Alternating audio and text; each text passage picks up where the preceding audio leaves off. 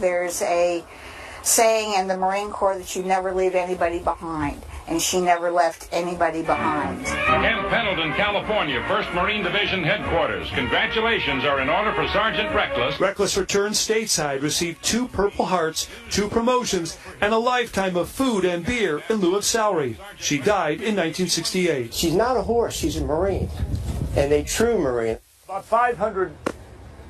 About 500 family and Korean War vets showed up here today for the unveiling of a bronze monument. 64 days, or 64 years to the day that she enlisted.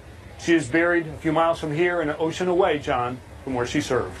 Back to you. Well-deserved honor. William, thank you. And we're back in a moment.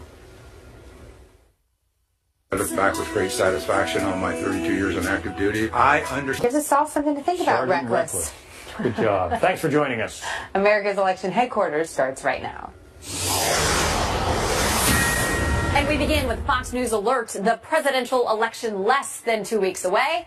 Both the Clinton and Trump campaigns barnstorming crucial swing states. Hello, everyone. I'm Shannon Breed. Take a look. Just a lucky number 13 days until the election. Donald Trump is heading to North Carolina today. Right now, he's still in Washington for the opening of his newest hotel there, while his running mate Mike Pence is holding a rally in Nevada this hour. The state currently leaning Democrat. Democratic vice presidential candidate Tim Kaine is rallying voters in Pennsylvania, while Hillary Clinton is just getting started on a 2-day swing through Florida. Chief political correspondent Carl Cameron joins us live from Kinston, North Carolina, where Mr. Trump will be holding an event later this evening. Hi, Carl. He's got a couple in North Carolina, Shannon. He'll have one in Charlotte or later this afternoon, and then a big one here at the hangar at the airport in Kinston. For Trump, North Carolina is another one of those must-wins, and it's been close, and he has a little bit of a lead here in the polls. But today, he pretty much has given up the better part of the afternoon and the morning to his new hotel in downtown Washington. It's actually been open for business, but it's sort of a soft open. Today is the official grand opening, and he used it both to tout his business empire and to say that this is a great hotel, and to take some shots at his opponent. Watch this. Thank you, Melania.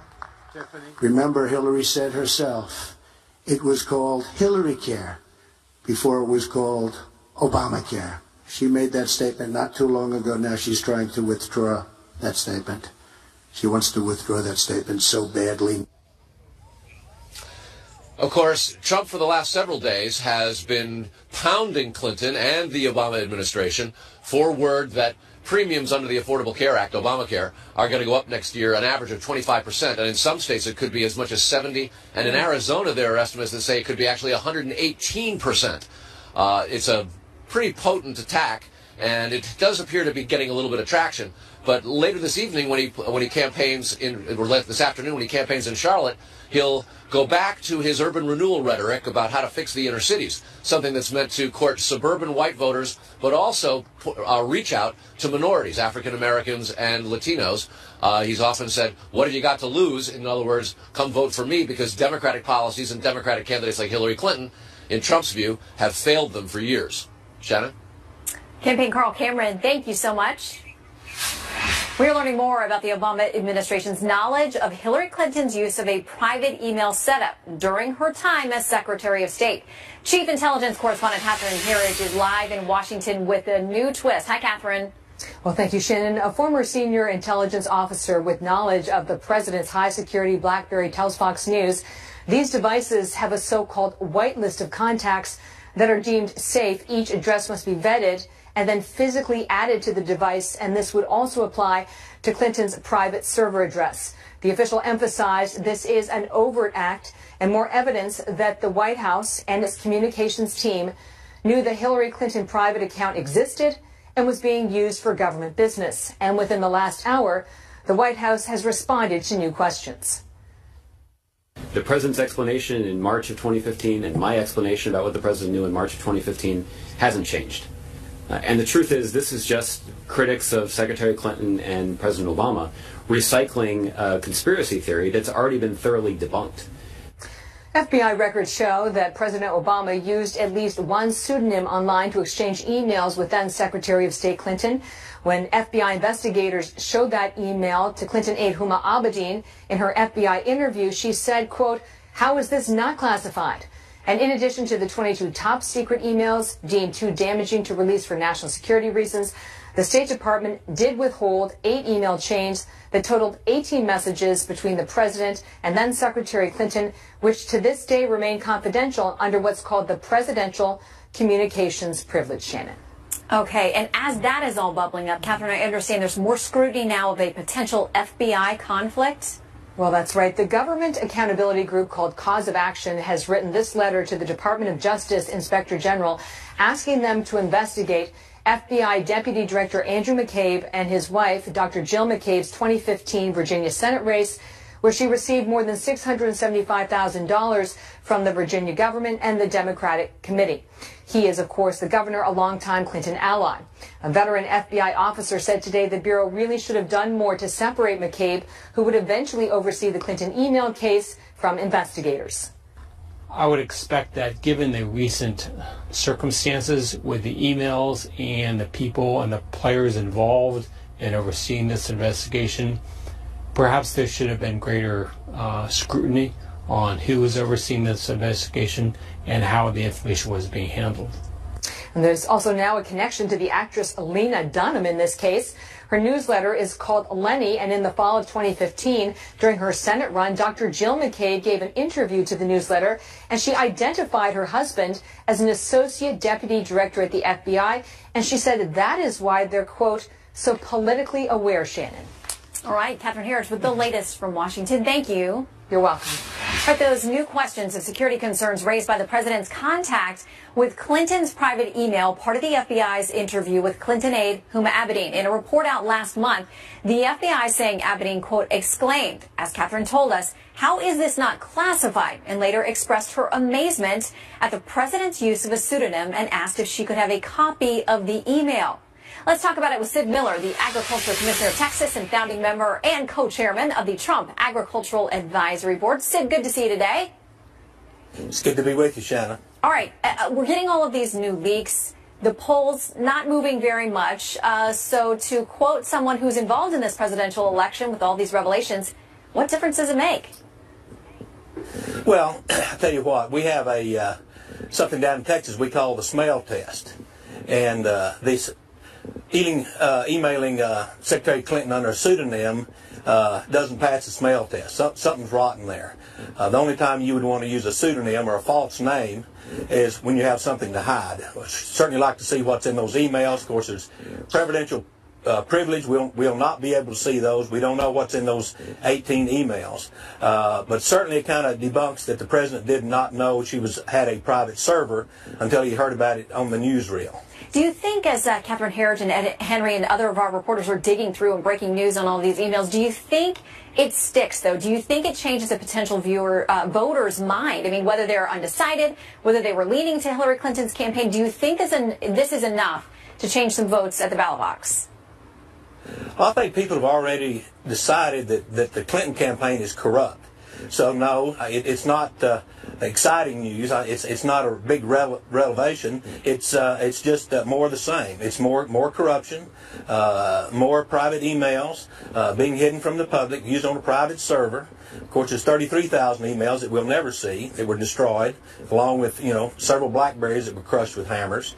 So it's nothing new, but it is more of the same, and it does reaffirm what we've known all along. All right. Meantime, I want to talk about what's going on in your home state. Early voting kicking off in the Lone Star State this week, and as of yesterday, 2 days in, nearly 970,000 people have cast their ballots. RNC spokesman Sean Spicer addressed that early voting. Here's what he said on Fox and Friends today.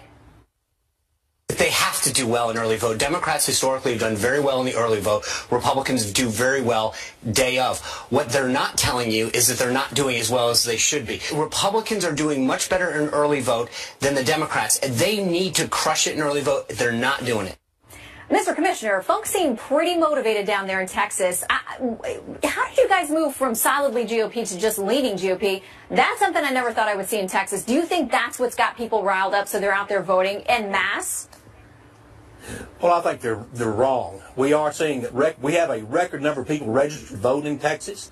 We're having record turnouts the first day, the second day of early voting, and it's not Bernie Sanders supporters coming out to support Hillary, and it's not Barack Obama supporters coming out to support Hillary. But it is a new surge of Trump voters. Many have never registered to vote. Many have not voted in 8 or 10 elections, so they're not recorded in the polls. I think this indicates that it's going to be a crushing victory in Texas for the Trump campaign. It's very obvious to me. Do you think some of the polls are off, or why do you think that the numbers don't line up with, in your estimation, what's really happening down there? Well, I know for a fact that the polls are off because they oversample Democrats by about, some of them 8, some of them up to 16% are oversampling Democrats. They're oversampling women 5 to 8%. So the Republican vote is underreported. Plus, there's no way to sample this extra 20 or 25% of new voters that are Trump voters. They're not Republicans. They're not Democrats. They're pragmatists. They're tired of the status quo, and they won't change. And they see the Donald Trump campaign as he's the change agent. And they want to blow things up. And Donald Trump's a candidate to do just that. Well, they're turning out record numbers down there in Texas. Commissioner Sid Miller, good to see you today. Thanks for joining us. Thank you very much. Good to be with you. All right, it was one of the most memorable moments of President Obama's 2009 State of the Union address to Congress. The reforms I'm proposing would not apply to those who are here illegally. Not true.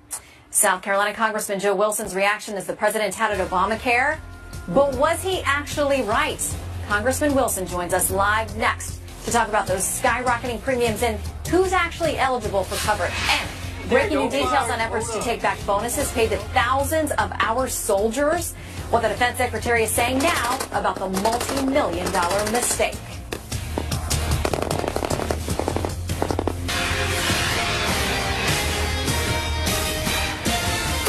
Secretary of Defense Ash Carter ordering the Pentagon to stand down on collection efforts targeting National Guard members over those enlistment bonuses. Thousands of National Guard soldiers were given payments of $15,000 or more when they agreed to re-enlist for 2 wars about a decade ago. The military had been seeking reimbursement after auditors revealed overpayments and payments to ineligible soldiers, especially in California. Some painful changes coming to Obamacare. Some providers are pulling out of the program altogether, leaving some markets with sometimes no competition to actually choose from. And premiums are set to skyrocket an average of 25% next year. Hillary Clinton now claiming that costs will go even higher if Donald Trump, rather than her, is elected. Clinton telling voters, that's the plan of my opponent. Take away everything. Give it all back to the insurance companies. And if you think costs have gone up with the recent weeks, it'll just skyrocket up because insurance companies will be in charge again. Joining us now, South Carolina Congressman Joe Wilson. Sir, good to see you today. Shannon, great to be with you. All right, I'm guessing you were among those who had criticisms and future predictions that this is exactly how this was going to turn out. Well, I predicted that indeed there would be coverage of illegal aliens, and so we've had nearly $1 billion shifted from the people who need help, the people of age in our country, shifted to persons illegally in our country. Additionally, now we find out that the premiums are skyrocketing on the young people of our country. Okay, so let's talk about the coverage for people who are not here illegally. Here is what the president said in July 2015 about that specific point, because the administration continues to deny that that's the case. We were very clear that the Affordable Care Act did not apply to people who were not here legally. And that's the law. So that's another example of, there's a lot of misinformation about this. The law says that if you are undocumented, if you're not here legally, you can't benefit from subsidies in the program that we've set up. All right, Congressman, why do you say that is not the case? Well, what the president said is not correct. The Homeland Security Committee has identified $750 million, almost $1 billion, that's been shifted from the American people to illegal aliens. And then, in fact, the website of Obamacare clearly indicates that illegal aliens have the right to apply to receive subsidies, again, causing higher premiums for the young people of our country. Okay, now that is not something that we have found. We'll continue to look at that. In our research, that hasn't turned up for us. What we have found is we're tracking this case out of California, where the governor there signed a bill that would extend some of this coverage to people who are here illegally. And my understanding is the state of California actually formally asked for a waiver, a state innovation waiver, to the HHS department, saying we want to be able to cover people to some extent who are here illegally. Our understanding is there hasn't been a response yet. HHS hasn't said no. They haven't said yes. So California would be the first of its kind if they do get formal, basically endorsement of giving these benefits to people who are not here under any kind of legal status. And Shannon, you're right. California is making such an effort, but actually the website of healthcare.gov has different questions that clearly indicate twice that illegal aliens are covered, which again is shifting services from the people who need help, the aged population of our country. You took a lot of heat, Congressman, for that reaction during the President's State of the Union address. Do you feel like you can say now, I told you so? Do you think there's enough evidence to back up what you said? I feel thoroughly vindicated. I'm really grateful. I received 500,000 letters from persons around the country, every state, that indicated support for my position. And now the facts have come out very clearly that what I said was correct. All right, we will continue to track this. We know that South Carolina is one of those states bracing for a major hike in premiums. Congressman, thanks for joining us. Well, honor to be here. Thank you. Go Seminoles. Hey, that's right. All right, there is a pause in the push to retake Mosul, by the way. An elite unit of the Iraqi army briefly halting its advance into the city. As ISIS shows, it will not go down without a fight. It is getting ugly there. Also, questions over Hillary Clinton's tenure as Secretary of State will not end if she does end up being the president. In fact, a Republican-controlled House Oversight Committee could be waiting to greet her with a whole lot of trouble. The political panel is in to discuss that. Coming up.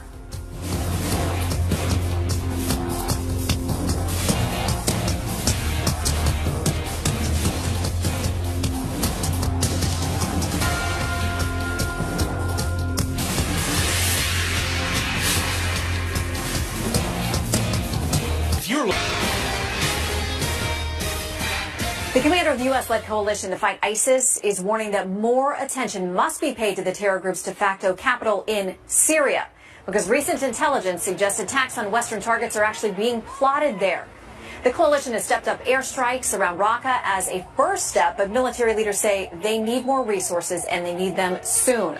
Right now, it's unclear when and where the Islamic State intends to attack. The push by Iraqi and U.S. forces to retake Mosul from the grip of ISIS is facing some new challenges. The terrorists sending out a series of so-called suicide squads. Foreign Affairs correspondent Benjamin Hall is live from Erbil, Iraq, with more. Hi, Ben.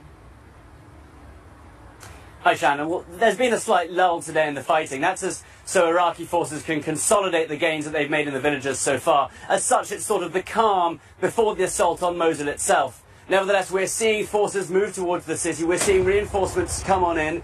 But ahead of them, ISIS are also preparing, with thousands of fighters in that city, networks of tunnels, and over 1 million people being used as human shields. Today, Iraqi special forces moved 1,000 people out from villages near the front lines. While at the same time, in Mosul, ISIS is said to have grown increasingly brutal as it seeks to eliminate potential threats from among the local population there.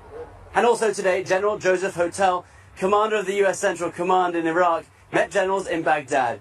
He said his visit sent a clear message that the U.S. stands with Iraq in its war on extremism and in the battle for Mosul. And also today we were in the town of Bartella, recently liberated, and we saw there the desecration of churches and also some abandoned ISIS command centers. This is the oldest church in Iraq, and it was under ISIS control for over 2 years. You can see, just by looking around, the deliberate desecration of holy sites here. The altar has been burned, the crosses have been ripped off the walls, but this church is still standing. Many others have been razed to the ground.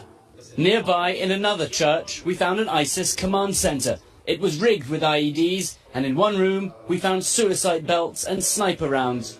On the wall here you have a crudely drawn ISIS flag. This room was used for their meetings. Over here you can see the roster, where snipers had to go in the village and at what time. But most chillingly, if you look down here, you see a list of where those snipers should be aiming, the most vulnerable spots on the body. And the top 3 are eyes, nose and ears.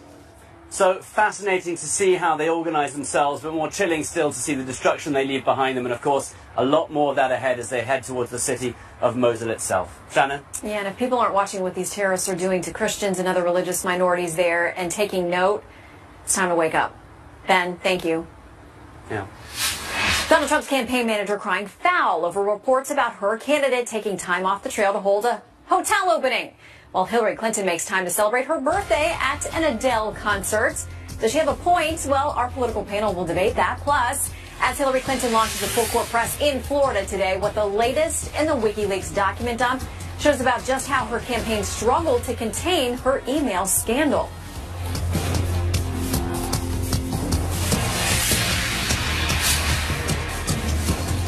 Some of the headlines we're following. The president of the Philippines says he wants all foreign troops out of the country within 2 years. About 100 U.S. special troops are stationed there now. A decline in iPhone sales taking a bite out of Apple's bottom line. Shares for the company slipping by as much as 4%. That is Apple's first profit decline in 15 years. Authorities in Oklahoma say a suspected murderer on the run could be targeting people connected to a criminal case against him. Remember, we featured this case. Michael Vance is accused of killing 2 of his relatives and shooting 2 police officers on Sunday. We are awaiting remarks from Hillary Clinton at an organizing event in Tampa, Florida, her second stop of the day as part of a full court press in the Sunshine State. With daughter Chelsea, husband Bill, and running mate Tim Kaine holding separate events across several key battleground states. Senior political correspondent Mike Emanuel is live in Lake Worth, Florida with the very latest. All right, Mike, how critical is that area where Clinton is campaigning a short time from now to the overall win they hope to score? Well, Shannon, the latest polls suggest a really close race here in the Sunshine State, with Hillary Clinton telling supporters a short time ago that essentially Florida could decide this election. So Hillary Clinton's about to do an early get-out-the-vote event in Tampa, part of that critical Interstate 4 corridor, which many folks believe could decide the election. The winner in Florida earning 29 electoral votes. The Real Clear Politics average of recent polls has Clinton leading slightly over Donald Trump, 46.4 to 44.8. Earlier here in Lake Worth, outside Palm Beach, Clinton noted the stakes are incredibly high, says she will work as hard as she possibly can between now and Election Day. She also suggested, after listening to Donald Trump on the campaign trail, that he's never read the Constitution. Or if he did, back in school, he certainly doesn't remember it, and he doesn't understand. It is the most important founding document for the longest-lasting, greatest democracy in the history of the world. Hillary Clinton on day 2 of her tour of Florida. Senator Bill Nelson, an ally, says she will be back here on Saturday. And finally, for our friend from Florida, we had to send you a little surf and a palm tree. Shannon? You did it beautifully, Mike. We miss you. Come back. Thank you. Thanks. Thank you. See you soon. All right, frantic leaders of the Clinton campaign struggling to find a good explanation when news of her private email server was first revealed. The dramatic details exposed in a brand new batch of WikiLeaks emails from the accounts of campaign chairman John Podesta. Ed Henry has been digging through, and we understand there's a new email suggesting that they knew immediately this whole scandal potentially could spin out of control. Big problems, you're right. On the very same day, one advisor to Hillary Clinton was challenging the veracity of President Obama's take on when he learned about the private server. A second Clinton advisor, Philippe Reines, was bluntly admitting in an email to Cheryl Mills and 2 other aides, March 7th, 2015, that they were going to have big problems, that their story might not add up. Quote, there is just no good answer, wrote Reines. We need to gut through the process phase, get them all out there, and let the content do the talking. Yet 3 days later, March 10th, 2015, the same aides who said they had no good answers on the server allowed Hillary Clinton to go out there for her first news conference and vow to the American people she basically had the answers. Watch. I have absolute confidence that everything that could be in any way connected to work is now in the possession of the State Department. Now, that was obviously one of many statements that have now come under question, including when she vowed at that news conference there was no classified information on the server, Shannon. I do recall you asking her more than once about that. All right. So, Ed, walk us through this timeline, March of 2015, because it seems like these WikiLeaks emails are tying together some critical dates in this whole scandal. Yes, because if you look at the end of the month, that was when the FBI says that the company in Colorado that oversaw the server used BleachBit to delete thousands of emails. Well, let's walk through what was going on in that very month. March 2nd, New York Times breaks the story that she's using a private email account. On March 4th, the Associated Press reports that it's not just a private email account, but a private server that goes back to her home in Chappaqua. March 4th also, Hillary Clinton tweets for the first time that she wants the public to see her email. John Podesta on that same day emails Cheryl Mills. Think we should hold emails to and from the president?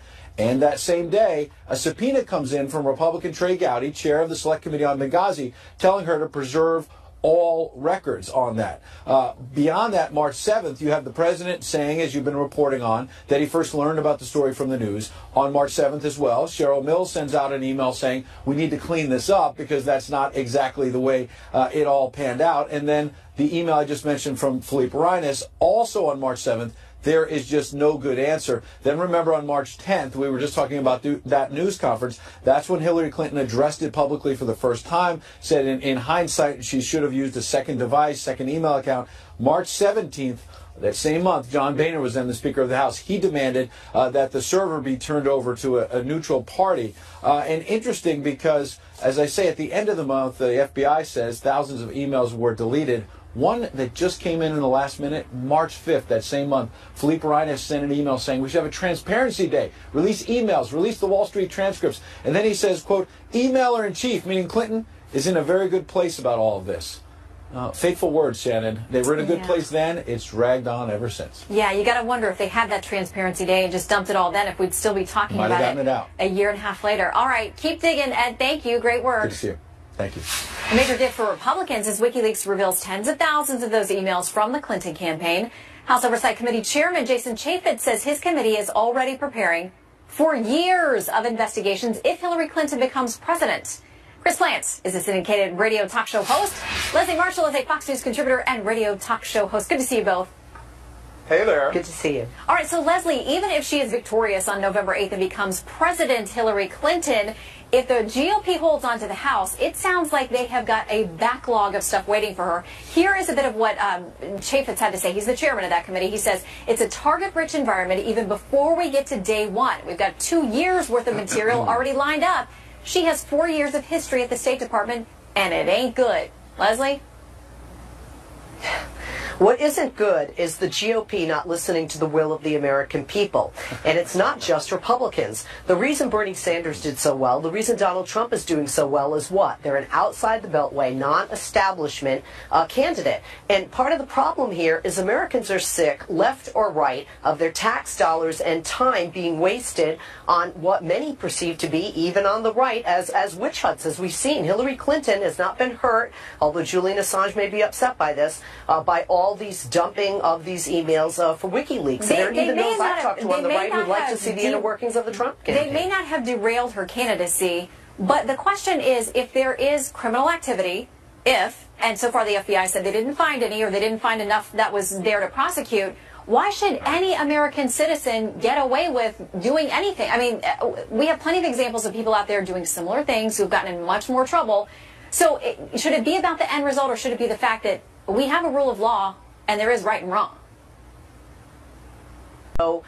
Criminal action here, and if there is no criminal action here, and we already have a GOP member of our Congress saying we're going to spend years and God knows how many millions of dollars trying to find criminal action when it's already been stated that there is none, then are we saying that we have absolutely zero trust in our government authorities such as the FBI? And Chris, as you know, there are separate investigations that are apart from what the FBI has said. As you know, that they've asked the FBI to look into different things about conflicting statements Mrs. Clinton made to Congress, made to the FBI. I mean, there are other investigations and other tracks here that are separate, Chris.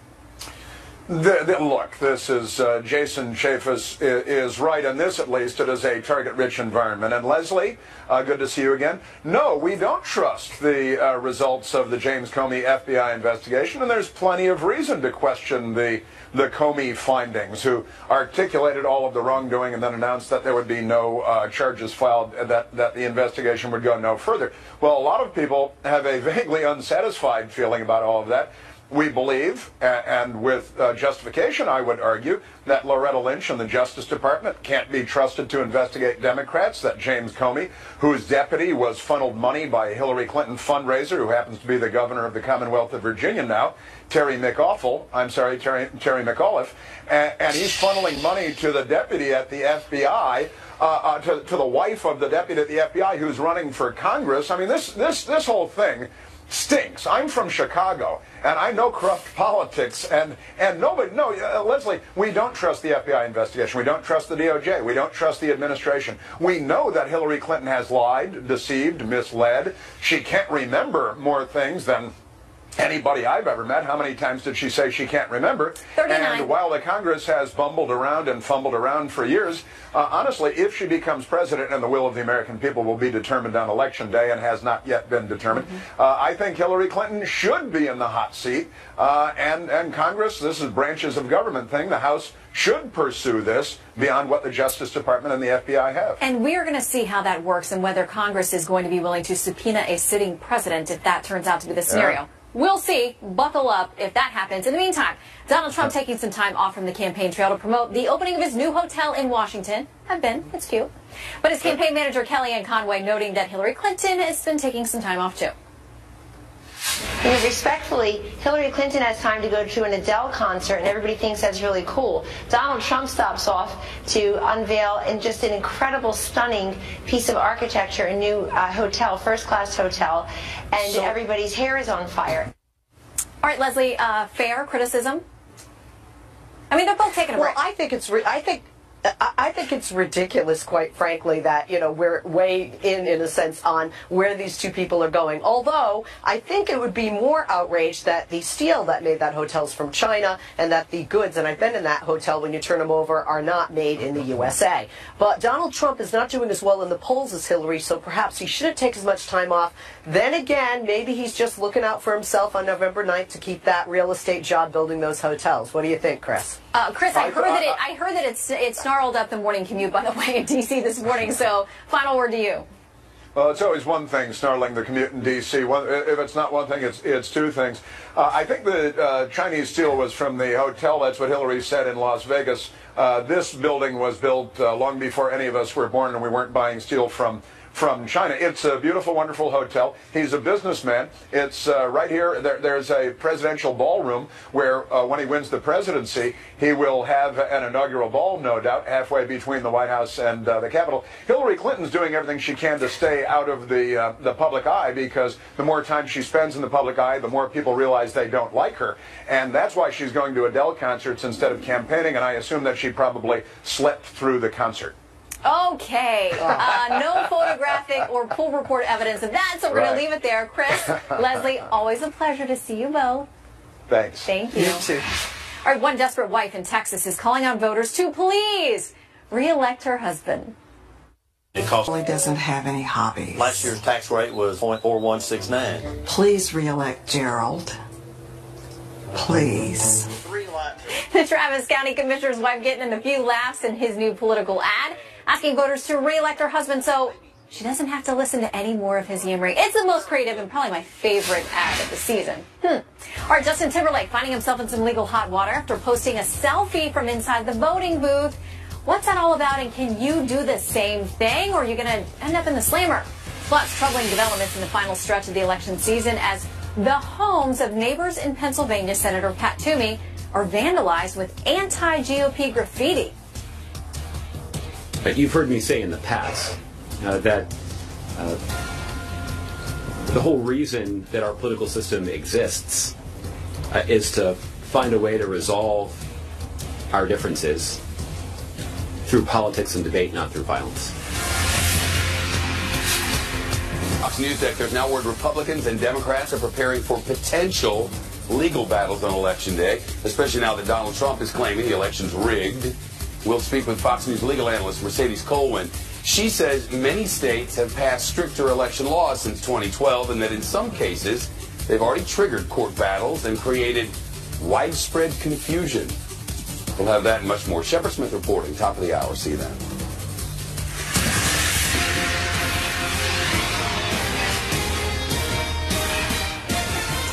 The 2016 election cycle is now fueling political vandalism. Someone took a pickaxe to Donald Trump's star on the Hollywood Walk of Fame. Check it out. This video is a Deadline exclusive. You can see more at Deadline.com. A man with a pickaxe claiming he just wanted to remove the star to auction it off. Okay, well, this isn't the first time the Trump star has been vandalized. And in Pennsylvania, houses near Republican Senator Pat Toomey's home, he's in a tough race, were vandalized by red spray paint with anti-GOP graffiti. Jenna Spilbore is a defense attorney and former prosecutor. Welcome. Thank you. Listen, you and I were talking about how this political season is just so heated up. Yes. The guy says that he was, cutting up the star to auction it off. Well, it looked destroyed when he was done with it. So, I mean, either way, or like vandalizing these homes in Pennsylvania. I mean, I'm assuming all of that is illegal activity. Absolutely illegal, and it will land you in jail. Plus, I think, Donald Trump's star, he was going to probably auction it off as dust or particles, because that's what he was doing to it. That's vandalism. That will get you a felony conviction if you're convicted of it. But what I see is even worse is taking vandalism and then adding an element of hate speech to it, in my opinion, elevates vandalism to a hate crime. And the words that were on the senator's house, that they're disgusting and they're hateful words. And that's even worse than simple vandalism. Yeah, I think it was neighbors around his house. I'm not sure if it was his house as well.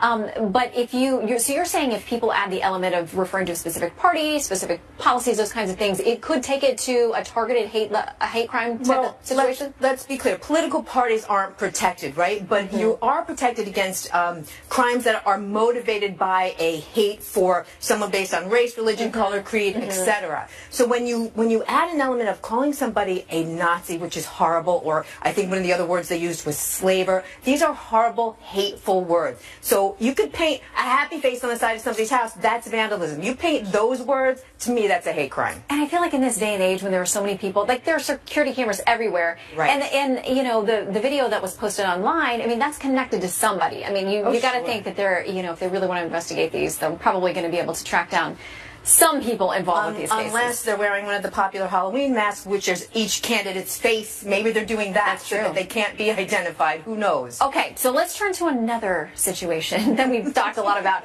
Ballot selfies. Pop star Justin Timberlake posted this photo of himself in the ballot box on Instagram, and now he's under fire because there are questions over whether or not that would be legal to do in Tennessee where he lives. And listen, we've looked at this, so it's like every state is different. Some of them are mixed, some of them are unclear. Some of the laws have actually been put on hold in several federal rulings over the last few weeks. So selfie your ballot at your own risk, apparently. Kudos to Justin Timberlake for testing this law, although I don't think he did it intentionally, because I did not know. In 49 out of the 50 states, there is some sense of illegality. Sometimes it's a crime. It might be a civil wrong in some states if you take a picture at or around or near a voting booth, except for one state, and we're sitting in it right now, New York. Well, in New York, you can do anything you want. Why basically 24/7, 365. New York is like, who cares? Listen, if you got a ballot selfie you want to send us from New York, or check your state, use the hashtag Fox News 2016, and we'll use them on the air. Right. Jonna, good to see you. Don't go to jail for that. Good to see you. No. There are better things, Jonna's saying, to go to jail for. Don't waste it on a selfie. Yeah. Okay, coming up, a heartless robber shoots her victims even after she gets the goods. Police now hoping the public can help them crack this case.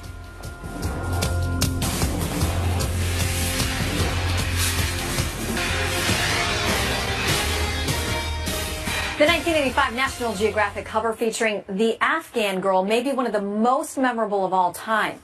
17 years later, though, she's under arrest accused of ID fraud. Authorities say she applied for a Pakistani identity under a fake name. If convicted, she faces up to 14 years in jail. Nearly 1.5 million Afghan refugees now live in Pakistan. Police in Florida are searching for a woman who robbed 3 people and then shot them. The brazen crime is captured on camera. Trace Gallagher is live with more on that. Trace. Hey, Shannon, it looks like the woman who opened fire did have an accomplice, and it also appears they were either stalking their victims or scouting for victims, because surveillance tape shows the car they were driving in kind of going back and forth near a park in Miami. About a minute later, you can see 3 people and a woman and her 2 nephews walking up the street. The suspect comes up behind them, grabs the woman's purse, and they start struggling. Now, when the woman with the gun gets the purse, she fires a shot that apparently hits a 12-year-old boy in the stomach. He survived. All three victims then throw their cell phones on the ground and their valuables. The suspect picks them up and starts firing again 8 times. You can see one of the boys duck for cover. Police say it's unclear why she kept firing after apparently getting what she wanted, but at such close range, it's amazing she didn't kill them all. In fact, the other 2 victims were only grazed in their ankles. Now, the shooter jumps into a getaway car and drives off. The female victim says her nephews had just arrived in the U.S. from Honduras. The boy who was shot in the stomach sent a picture of himself back home to his mother with a note saying, "I love you." The surveillance tape is way too far away to get a really good look at the suspect, but police say she appears to be between 5'6" to 5'8" with a slim build and medium-length hair, and was seen getting into a 4-door Chrysler sedan. Aside from that, there are very few leads, which is a problem considering criminals who successfully pull off these types of crimes tend to go after more victims. Shannon. Yeah, like you said, basically a miracle at that range that nobody was more seriously hurt. Conspiracy theory that's already been thoroughly debunked. FBI records show that President Obama used at least one pseudonym online to exchange emails with then Secretary of State Clinton. When FBI investigators showed that email to Clinton aide Huma Abedin in her FBI interview, she said, quote, "How is this not classified?" And in addition to the 22 top secret emails deemed too damaging to release for national security reasons, the State Department did withhold 8 email chains that totaled 18 messages between the president and then Secretary Clinton, which to this day remain confidential under what's called the Presidential Communications Privilege, Shannon. Okay, and as that is all bubbling up, Catherine, I understand there's more scrutiny now of a potential FBI conflict. Well, that's right. The government accountability group called Cause of Action has written this letter to the Department of Justice Inspector General asking them to investigate FBI Deputy Director Andrew McCabe and his wife, Dr. Jill McCabe's 2015 Virginia Senate race, where she received more than $675,000 from the Virginia government and the Democratic Committee. He is, of course, the governor, a longtime Clinton ally. A veteran FBI officer said today the Bureau really should have done more to separate McCabe, who would eventually oversee the Clinton email case, from investigators. I would expect that given the recent circumstances with the emails and the people and the players involved in overseeing this investigation, perhaps there should have been greater... Hillary Clinton is just getting started on a 2-day swing through Florida. Chief political correspondent Carl Cameron joins us live from Kinston, North Carolina, where Mr. Trump will be holding an event later this evening. Hi, Carl. He's got a couple in North Carolina, Shannon. He'll have one in Charlotte or later this afternoon, and then a big one here at the hangar at the airport in Kinston. For Trump, North Carolina is another one of those must-wins, and it's been close, and he has a little bit of a lead here in the polls. But today, he pretty much has given up the better part of the afternoon and the morning to his new hotel in downtown Washington. It's actually been open for business, but it's sort of a soft open. Today is the official grand opening, and he used it both to tout his business empire and to say that this is a great hotel, and to take some shots at his opponent. Watch this. Thank you, Melania. Tiffany. Remember, Hillary said herself, it was called Hillary Care before it was called Obamacare. She made that statement not too long ago. Now she's trying to withdraw that statement. She wants to withdraw that statement so badly. Of course, Trump for the last several days has been pounding Clinton and the Obama administration for word that premiums under the Affordable Care Act, Obamacare, are going to go up next year an average of 25%, and in some states it could be as much as 70%, and in Arizona there are estimates that say it could be actually 118%. It's a pretty potent attack, and it does appear to be getting a little bit of traction. There's a saying in the Marine Corps that you never leave anybody behind, and she never left anybody behind. Camp Pendleton, California, 1st Marine Division Headquarters. Congratulations are in order for Sergeant Reckless. Reckless returned stateside, received 2 Purple Hearts, 2 promotions, and a lifetime of food and beer in lieu of salary. She died in 1968. She's not a horse, she's a Marine, and a true Marine. About 500 family and Korean War vets showed up here today for the unveiling of a bronze monument. 64 days or 64 years to the day that she enlisted. She is buried a few miles from here and an ocean away, John, from where she served. Back to you. Well-deserved honor. William, thank you. And we're back in a moment. I look back with great satisfaction on my 32 years on active duty. I understand. Gives us all something to think about. Reckless. Good job. Thanks for joining us. America's election headquarters starts right now. And we begin with Fox News Alert. The presidential election less than 2 weeks away. Both the Clinton and Trump campaigns barnstorming crucial swing states. Hello, everyone. I'm Shannon Bree. Take a look. Just a lucky number 13 days until the election. Donald Trump is heading to North Carolina today. Right now, he's still in Washington for the opening of his newest hotel there, while his running mate Mike Pence is holding a rally in Nevada this hour. The state currently leaning Democrat. Democratic vice presidential candidate Tim Kaine is rallying voters in Pennsylvania. But later this evening, when he campaigns this afternoon when he campaigns in Charlotte, he'll go back to his urban renewal rhetoric about how to fix the inner cities, something that's meant to court suburban white voters, but also reach out to minorities, African Americans and Latinos. He's often said, "What have you got to lose?" In other words, come vote for me, because Democratic policies and Democratic candidates like Hillary Clinton, in Trump's view, have failed them for years. Shannon? Campaign Carl Cameron, thank you so much. We're learning more about the Obama administration's knowledge of Hillary Clinton's use of a private email setup during her time as Secretary of State. Chief Intelligence Correspondent Catherine Herridge is live in Washington with a new twist. Hi, Catherine. Well, thank you, Shannon. A former senior intelligence officer with knowledge of the president's high-security BlackBerry tells Fox News these devices have a so-called white list of contacts that are deemed safe. Each address must be vetted and then physically added to the device, and this would also apply to Clinton's private server address. The official emphasized this is an overt act and more evidence that the White House and its communications team knew the Hillary Clinton private account existed and was being used for government business. And within the last hour, the White House has responded to new questions. The president's explanation in March of 2015 and my explanation about what the president knew in March of 2015 hasn't changed. And the truth is, this is just critics of Secretary Clinton and President Obama recite scrutiny on who was overseeing this investigation and how the information was being handled. And there's also now a connection to the actress Lena Dunham in this case. Her newsletter is called Lenny, and in the fall of 2015, during her Senate run, Dr. Jill McCabe gave an interview to the newsletter, and she identified her husband as an associate deputy director at the FBI, and she said that is why they're, quote, so politically aware, Shannon. All right, Catherine Harris with the latest from Washington. Thank you. You're welcome. All right, those new questions of security concerns raised by the president's contact with Clinton's private email, part of the FBI's interview with Clinton aide Huma Abedin. In a report out last month, the FBI saying Abedin, quote, exclaimed, as Catherine told us, "How is this not classified?" and later expressed her amazement at the president's use of a pseudonym and asked if she could have a copy of the email. Let's talk about it with Sid Miller, the Agriculture Commissioner of Texas and founding member and co-chairman of the Trump Agricultural Advisory Board. Sid, good to see you today. It's good to be with you, Shannon. All right, we're getting all of these new leaks. The polls not moving very much.